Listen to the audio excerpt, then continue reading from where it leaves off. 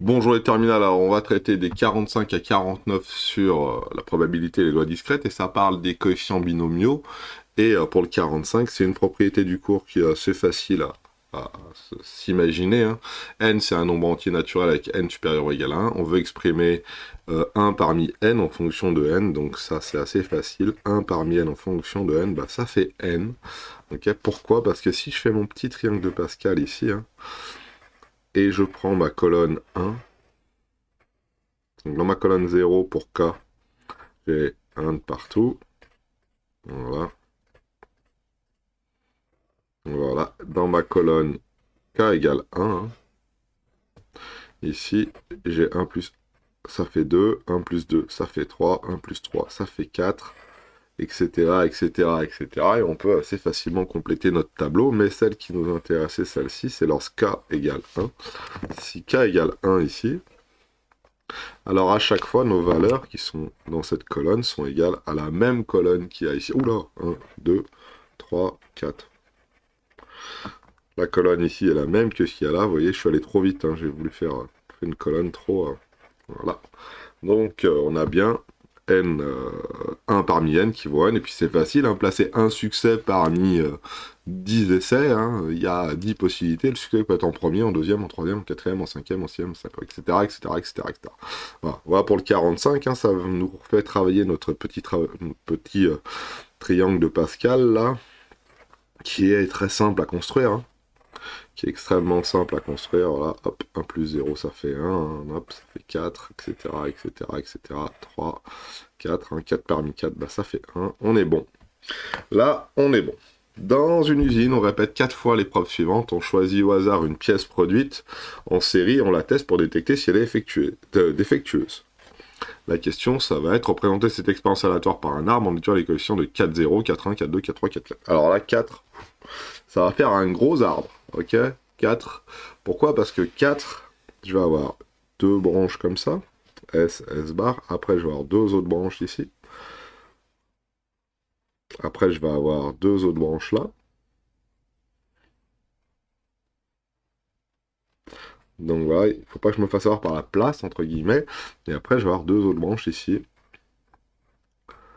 Donc c'est assez long à dessiner, ça se fait, hein. Là, j'ai deux autres branches, attention à ne pas se tromper.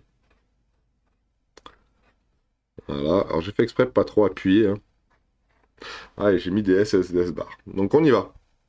Donc le premier tirage peut avoir S ou S bar. Deuxième tirage S ou S bar. Alors je vais mettre pause, comme ça je vais le faire en entier, puis après, on va voir ce que ça donne. Alors représenter, ça donne ça, et regardez sous ma main là, j'ai mis les résultats à chaque fois, hein. SSS, SSS bar, etc., etc., etc. Parce que ça va être plus facile pour moi de savoir les coefficients 4-0 par exemple. Bah, le 4-0 c'est facile, hein. C'est lorsque j'ai 0 succès. 0S, 0 succès.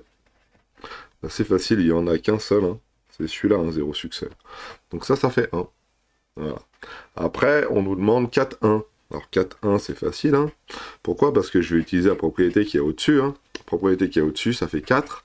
Alors je vais quand même les noter, hein, parce que là, ils nous les demandent tous, hein. Je vais quand même cocher, hein, ceux que j'ai déjà utilisés. Celle-ci, déjà utilisée.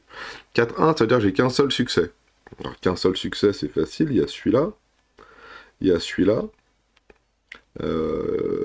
Où c'est qu'ils sont qu'un seul succès? Il y en a un ici. Et j'en ai oublié un quelque part. Là, il y en a deux. Là, il y en a trois. Là, il y en a trois. Là, il y en a deux. Là, il y en a un. Un seul succès ici. J'ai oublié celui-là. Hop. Celui-là, c'est fait. Donc ça, c'est pour le 4-1. On peut directement aussi faire le 4-3, hein.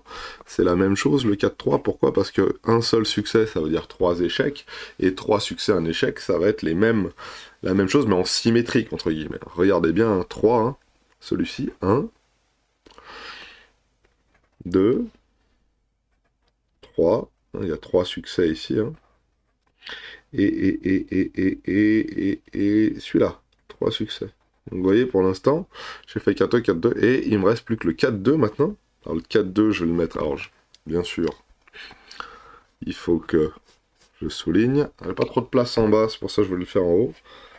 4-2, c'est lorsqu'il y a deux succès. Alors là, ça risque d'être un peu plus difficile, parce que, en fait, On avait déjà vu dans la vidéo précédente que ça faisait 6.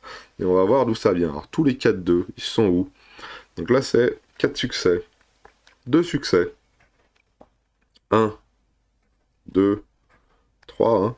Il y a bien 2 succès ici. 3, 4, 5. Et je me suis trompé, celui-là il est pas là et celui-là il est là. Ça c'est un 4-2, c'est celle-là. Là. Hop. Ici là, il y a eu un petit problème sur cette croix là. C'est pas grave.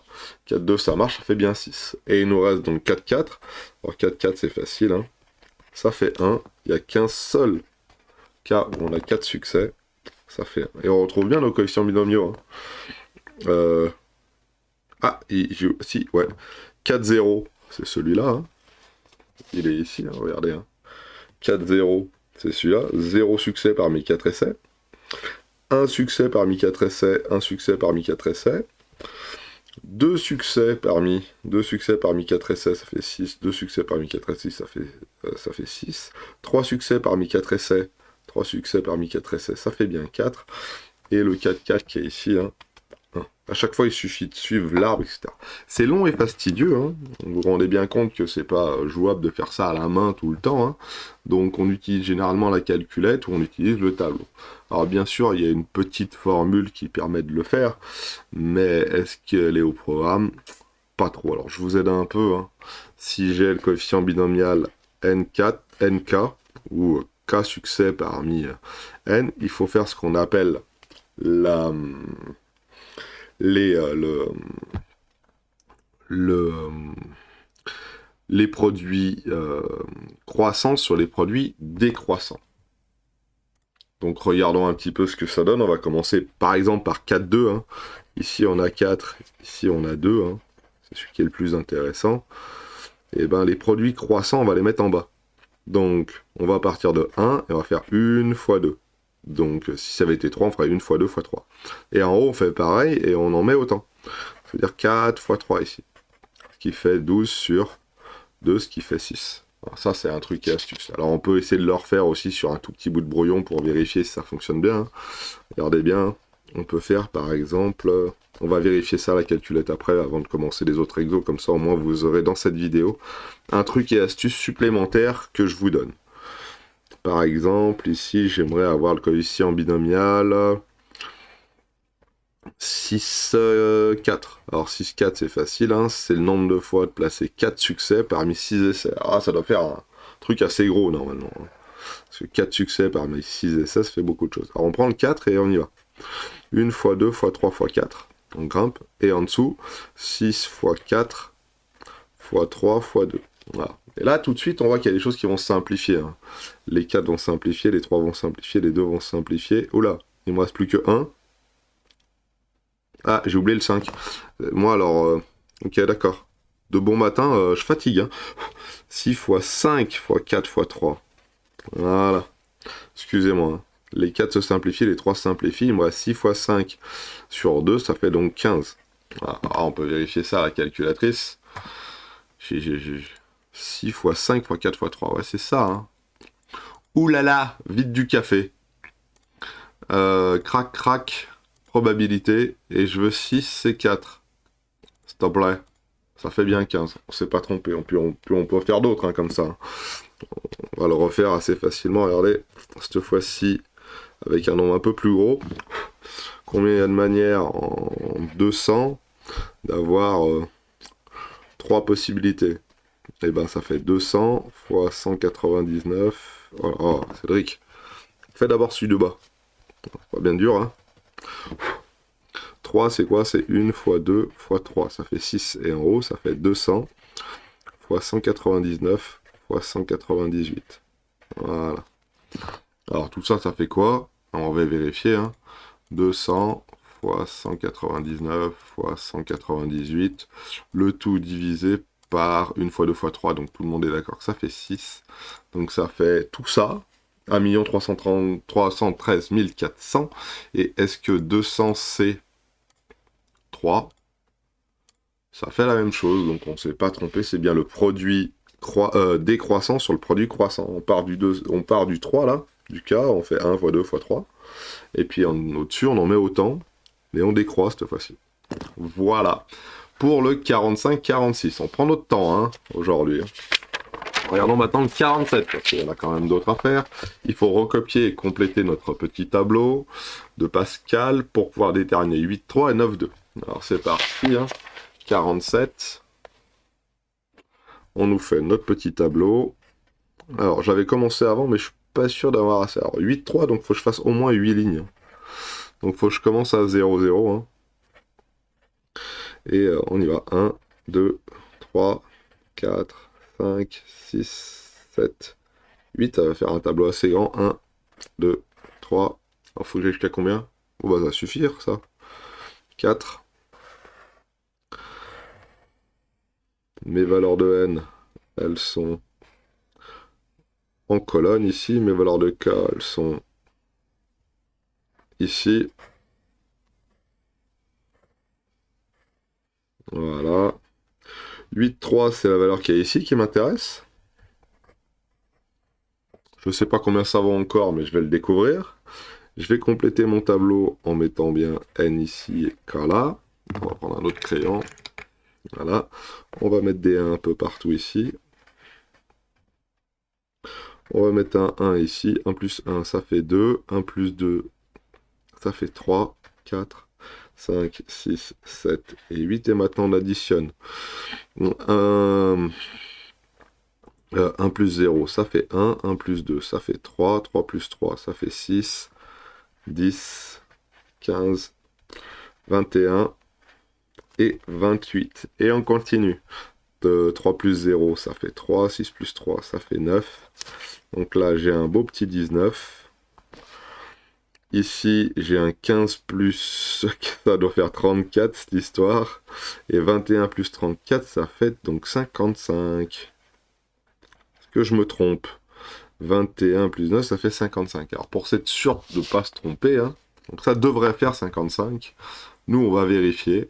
Donc, 8, c'est 3. Coefficient binomial, 8, 3. 56. Je fais une erreur quelque part. J'ai fait une erreur quelque part. 15, 6, 7, 8. Qu'est-ce que j'ai fait comme erreur? 21, 15 et 19, ça fait bien 34. Pourquoi ça me fait un 56? Attendez. Ah, j'en avais oublié un petit morceau là. 1 plus 0, ça fait 1. Voilà. Ça fait 4. Donc ça fait 10. Ouais, c'est symétrique en plus. Je sais pas pourquoi j'étais... à 20. 34. Et 21, 56. On est bon. Donc ça fait bien 56. J'ai oublié là. Oubliez pas le dernier 1. Hein. À chaque fois... voilà. Comme quoi, faire des maths le matin, c'est bien, mais il faut être réveillé. Voilà. Et on peut continuer. Donc on a bien notre 8,3 ici. Hein. 8,3 là. 8,3, hein, 8,3, ça fait bien, hein, quand je regarde, tac, 56, ici. Voilà. Bon, on peut continuer, hein, cette fois-ci, en essayant de ne pas se tromper. Cette fois-ci, voilà, et on nous demande quoi? 9,2. Ah, il me faut la case qui a juste ici.